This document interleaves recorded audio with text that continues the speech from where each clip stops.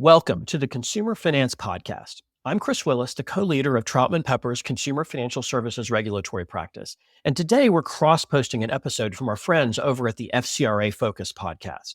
So what you're going to be hearing is an episode in which the host, Kim Phan, is going to have an interesting conversation with our partner, Stefanie Jackman, and Michelle Macartney from Bridgeforce about a variety of interesting credit reporting topics. I know you're going to find it educational, so please give it a listen and enjoy.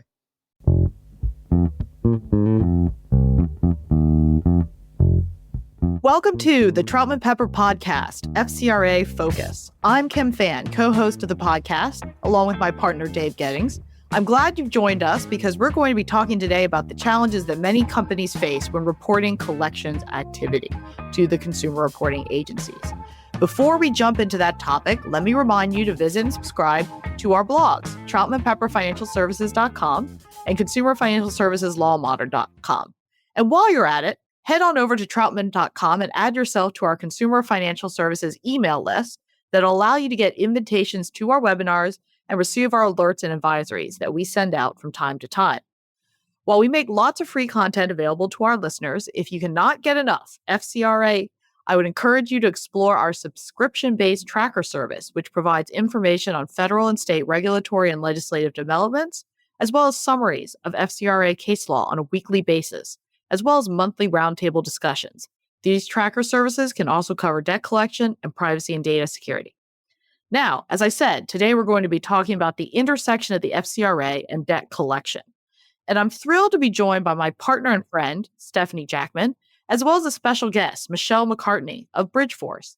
Stefanie, Michelle, why don't you tell our audience a little bit about yourselves before we dive into today's topic? Thanks for having me today, Kim.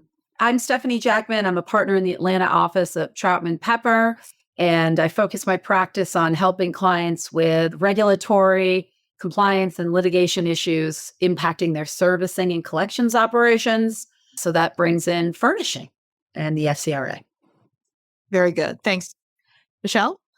Thank you, Kim, for inviting me to participate in the podcast today. I'm Michelle Macartney. I am a managing partner and chief compliance officer for Bridgeforce, which is a full-service management consulting firm that focuses primarily on consumer lending, payments, and deposits. Now, within that, we work across the whole lending life cycle, including collections and servicing, and that's what really brought us into a focus going back over about a dozen years ago on consumer reporting. I jointly oversee our U.S. consulting practice and lead the consumer reporting compliance practice. I personally have been doing something with credit reporting data for several decades now and work with many different types of furnishers in the industry to help them really try to achieve excellence in their furnishing data quality, their disputes handling, and their usage of consumer reports. Well, I'm thrilled to have you both here. When I think of collections and reporting, you are the two experts that come first to my mind, and I'm thrilled to have you here as guests to share your insights with our audience. But the giant elephant in the room is the reality that since our last podcast, the CFPB has finally released its draft FCRA rulemaking, which, when it was first proposed, touched on a broad array of areas under the FCRA. But, in this current draft, it focuses exclusively on medical debt and the refurnishing of that type of information, the reporting of that type of information, the use of that type of information. So any thoughts you want to share with our audience? Michelle, I know you are of conflicted minds on how to think about this rulemaking, so would love to hear some more. This really is a tough one for me, quite honestly. On the one hand, I can understand the CFPB's motivation because I have seen a lot of noise and errors in medical billing and debt, and I very recently had to deal with some unexpected medical costs myself. And so I find myself watching the bills like a hawk and tracking to ensure everything's handled correctly through insurance, which quite frankly feels like a full-time job at times. And I'm one who will fight the healthcare providers and insurance companies, whereas a lot of consumers don't know what to do and they just give up. But on the other hand, there is a lot of legitimate debt that I think should be reported to paint the full picture of a consumer's debts for prospective lenders. And I think one could also argue that the removal of medical debt, it could be contrary to the CFPB's policy for lenders that they're supposed to conduct an ability to repay analysis before lending to anybody. And, for those who are collecting, the reality is that for the legitimate debt, how the trade line appears in the consumer's file truly is strong motivation for them to pay. Of course, then that's the incentive that CFPB wants to eradicate. But I also agree with those that say, look, if we completely remove medical debt from the consumer reports, I think it will drive down the likelihood of repayment, which I think will create a downward spiral of increasing medical costs and likely increasing credit costs. And unfortunately, none of this is really solving the real root cause, which is a broken healthcare system. But, that's a topic for another day. Stefanie, any thoughts from you on the new proposals? Yeah, I mean, I share a lot of what Michelle just conveyed. I understand that consumers who experience some sort of significant medical event did not willingly and knowingly intend to encounter the significant financial impacts that can have. But I really do question if this is the way to address it. Michelle, your point about a broken healthcare system, making it more difficult to collect on debts that are owed to medical providers and hospitals and things like that, I fear is only going to exacerbate the challenges we're already seeing with, lack of access to healthcare, especially in more rural or smaller communities, the consolidation of hospitals in larger environments. I wonder if this is going to cause hospitals to be more cash first, right? I don't know, but we'll see. I mean, the CFPB purports to have data that supports their belief that this won't have those impacts. But I question it's hard to know if that will be the case when we haven't actually started the proposed removal more broadly than what they agreed with the credit bureaus voluntarily for debts that were under medical debts that were under $500. So to me, it's perhaps a little too early to assess the validity of those assertions. And that gives me concern in the rulemaking process because CFPB wants to be a data-driven agency, but how can we have data to rebut their assertions when this isn't the way it's currently done? And I'm also concerned about where does this lead, right? And I'll hazard a guess. Right now, as proposed, the CFPB is very clear this is not covering or proposing to cover non-healthcare companies. So not hospitals, no providers that offer financing, right? So third-party financing options for consumers who are experiencing higher deductibles, higher self-pay portions, and need that in order to smooth and afford over time the cost of getting whatever they needed to get for their healthcare. I mean, some of our deductibles are thousands of dollars. For some plans, they're in the tens of thousands of dollars, right? So CFPB says that is not their current intent, but welcomes comments on it. Last year, sent out a series of RFIs in conjunction with Health and Human Services, seeking information on how these products are marketed, how hospitals present them. And then just today, June 18th, the CFPB published a blog post on this exact topic. So I am not holding my breath that third-party financing products that can be used to finance medical services and products will ultimately remain outside the scope of this rule. Your point about data is well taken. That's one of my main concerns, right? The CFPB says they've done a couple of studies, they've had requests for information, they've intaken a little bit of data, and they have some folks who have looked at this, but the CFPB essentially choosing winners and losers in the consumer reporting game seems very problematic, right? The reality is, even if they conclude that medical debt may not speak to whether or not someone is worthy of credit because they have intentions to pay back, it certainly has an impact on their capacity to take on additional credit. And by replacing the expertise, replacing the business decisions of consumer reporting agencies, end users, and others in the marketplace as to what is a valuable and useful tool in making those sorts of decisions, rather than staying within the concept of the FCRA, which is establishing a framework of consumer protection, they're actually meddling now in the actual business of consumer reporting, which I think has larger implications. What if they made this decision today about medical debt, but tomorrow they decide that about rental information or cell phone records, payment, and other utility information? It just seems very problematic of the CFPB stepping into this lane when really that's not the way the FCRA's framework has been built. Well, and to your point, Kim, think about student loans. The CFPB is drawing sort of this almost, they're differentiating between what they think are voluntary debts and involuntary debts. And I think that we've seen the CFPB make an argument that in this day and age, getting, an education is important. And that's why we've seen a lot of attention to the significant loans that you have to often take on in order to go to an institution of, secondary institutions after high school, whatever, whether it's a traditional college or some sort of other program. Are those voluntary debts or are they more involuntary? Kind of, we can have some sympathy there. This could be a slippery slope. And another point on data, because I know you do love data. I was on a webinar the other week and, somebody pointed out this is not a ban. So we went back and forth on that. It's not a ban on furnishing information about medical debt. And they pointed out to me in the proposed rule that there is at the end contemplation of credit reporting bureaus still being able to provide information relating to medical debts in certain limited circumstances. What I wonder, though, is it, well, maybe not strictly technically a ban in the legal sense. Is it in the practical sense? For instance, it's very limited when you're going to need medical information to the extent that it still remains relevant in any way.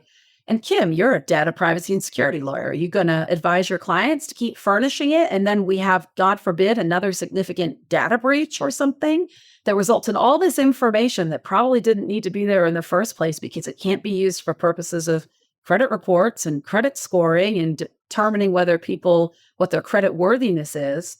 And it just all gets stolen. And medical data is some of the most sensitive, right?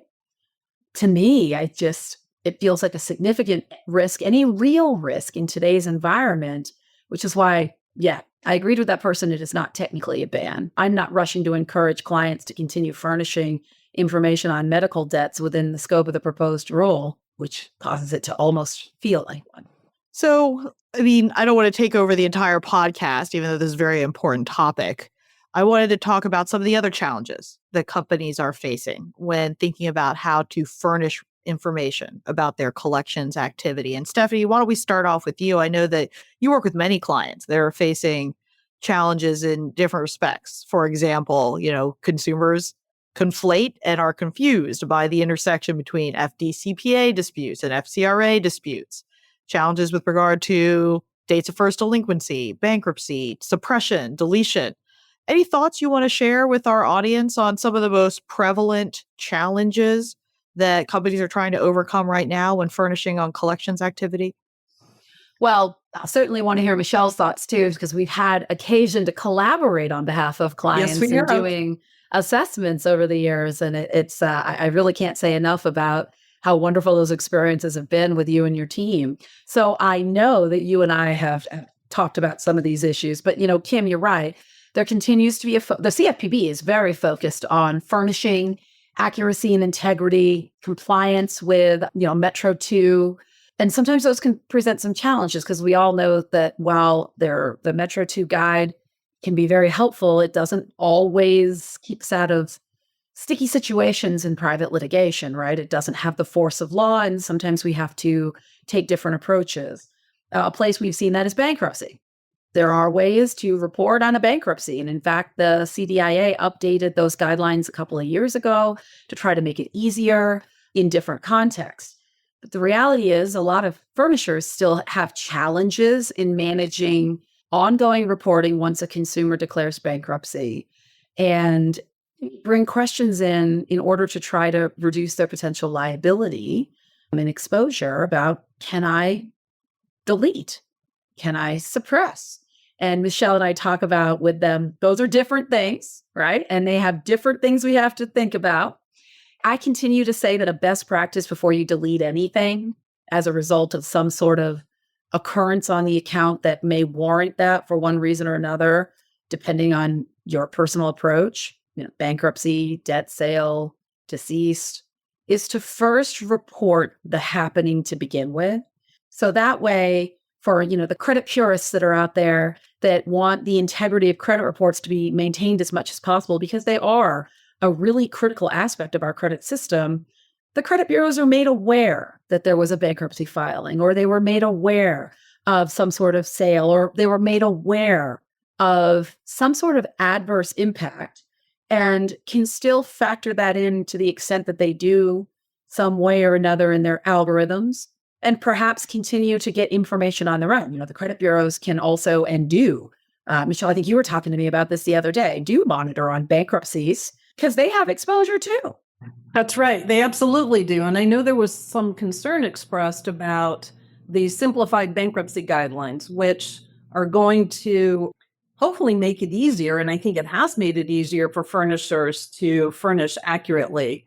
But there was some concern like, well, if we're changing some of the things we're furnishing, does that violate the bankruptcy stay? And so very recently, I've had the opportunity to chat with a couple different folks at two of the CRAs who have assured me that even though the data has been simplified, that they're still taking care of how the trade line appears on the consumer's report so that there is no violation of the bankruptcy stay. I intend to follow up on that and get some more details. So that may be a topic of a future podcast, Kim, but I've been assured of it. So I'll follow back up with you guys when I confirm exactly what they're doing. But they claim that they can, they're handling it because there are already, quite honestly, furnishers who have adopted the new guidance. I'm not aware of any litigation in that area. So I'm going to trust them at the moment, but also follow our mandate of trust but verify. And I can report back to you on that. Kim, I think we should hold Michelle to that. I agree. I always appreciate topics for future podcasts. And if Michelle would like to join us for that future conversation, I would love to have her back. But going back to Kim, you made a point about disputes too. And I think that Michelle may be able to give some insights there. So let me just first tell everybody what we're talking about. Probably if you're listening to this and are a furnisher in your own right, or your organization is a furnisher, you know about indirect or ACDVs, the disputes that come from the credit bureaus to furnishers, and direct disputes coming directly from consumers to the furnisher relating to information on a consumer's credit report. There's those types of disputes, which we have requirements to investigate and respond to under the FCRA, and flag is disputed and things like that, right? And there's codes for that.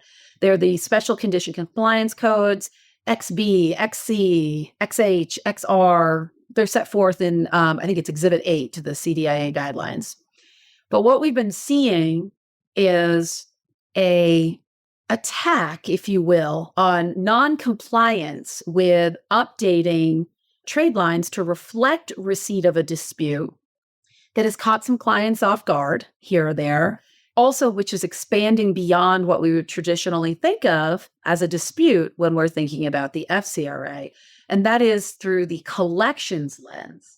Section 1692E8, as I recall, of the FDCPA says that when a debt collector provides information to a third party about a debt that the debt collector knows or should know is disputed, they also have to tell the third party about the dispute.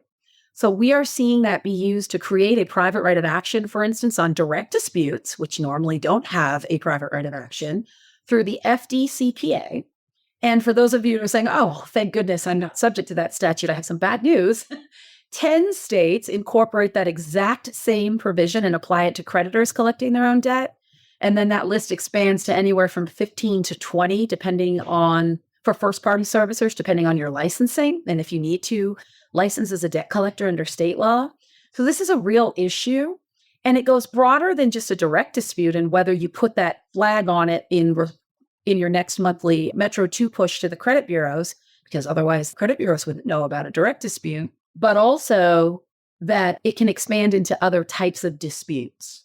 So thinking about if a consumer calls in and says they have issues with their account or information being furnished, that's not a dispute under the FCRA, but it certainly can be under the FDCPA and the state analogs of that statute. We're seeing lawsuits getting filed where the dispute comes from the CFPB's complaint portal, the Better Business Bureau, from a state AG. Those are not disputes under the FCRA because they didn't come from the consumer, but they can be under these state collection laws.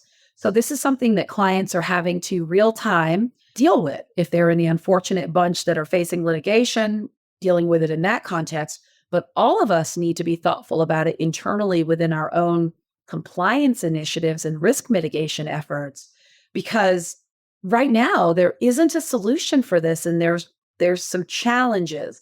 But Michelle, I know that you're on some working groups or task forces that are trying to figure out a way through this, and I don't know if there's any update. So yes, Stephanie, the reality is that in Exhibit 8 of the Metro 2 guidelines, as you pointed out, that contains the compliance condition codes, today there's really a gap to address the type of dispute that you're talking about. So the compliance condition codes, there's very specific codes for a furnisher to indicate that the consumer is disputing the accuracy of how their trade line was furnished under FCRA. There's also several codes that allow someone to furnish a trade line to indicate the consumer has an FCBA, Fair Credit Billing Act dispute. But there's nothing that indicates they are disputing under FDCPA or any of these state level, debt collection related laws. So unfortunately, there's a gap. And so I've worked with furnishers to come up with the next best thing to do, which is essentially, continue to report it as a dispute, though they can run into challenges by, CFPB who says, hey, you shouldn't leave this dispute code out there. You should investigate the dispute, resolve it, and update the code. So I am involved in an industry group that's comprised primarily of third-party collection agencies and debt buyers. And we've had multiple conversations with the CDIA to say, hey, can we consider modifying the Metro 2 guidelines? And while we don't have a resolution yet, I am happy to say that I think they're really listening. I know there's been multiple discussions with the task force, and I recently saw some communication that indicated there's ongoing discussion within the CDIA. So we don't have an outcome yet, but I am encouraged that they've heard and they're recognizing that though the Metro 2 guidelines were obviously grounded in FCRA, the reality of today's business for lenders and debt collectors is we have several other things that have emerged over recent years that we just have to be able to care for. So in the meantime, we can, work with furnishers to give them a roadmap for how to use the compliance condition codes as, like I said, the next best thing until we have some, hopefully in the future, new values that are very specific to debt collection disputes. Yeah, I know any change made to Metro 2 is a arduous process that is multi-year undertaking. It can take a long time to resolve ambiguities and impose fixes, especially when there are new and novel situations that arise. So it can be challenging. It is very challenging because to make the change that I'm suggesting, it will affect everybody. Furnishers will, and the vendors of systems that furnishers use, lenders use, will have to modify their code to be able to furnish new values if this were to go forward. The CRAs have to be able to then process those. And then all of the credit scoring vendors who have models that may look at these various dispute codes also have to think about how to use them. So you're absolutely right, Kim. It's not something that's going to happen overnight. But I think I'm encouraged that we're at least having the conversation, and hopefully that just creates more awareness for all parties in the ecosystem who look at this data. Well, this has been a great conversation, but rather than hit our poor audience over the head with all of these problems, as part of your closing thoughts, do you have any recommendations you want to offer, compliance strategies, solutions, things that you would want to make sure our audience is aware of? Yeah, I'd be happy to jump in here, Kim, because, this is where I spend my life, or a good part of it.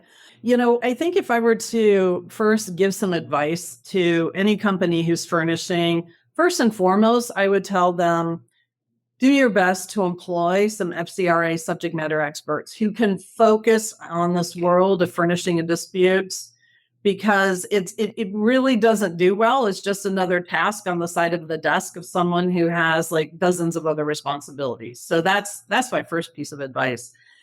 And then, yes, there are a number of solutions out there once somebody has a framework in place to really automate controls around both furnishing and disputes. So I'm a huge advocate of implementing multiple controls throughout the journey that a furnisher's data takes to examine it for accuracy. And there's automated solutions in the market to look at, really take a deep dive into Metro 2 furnishing data, whether that's before you furnish or after.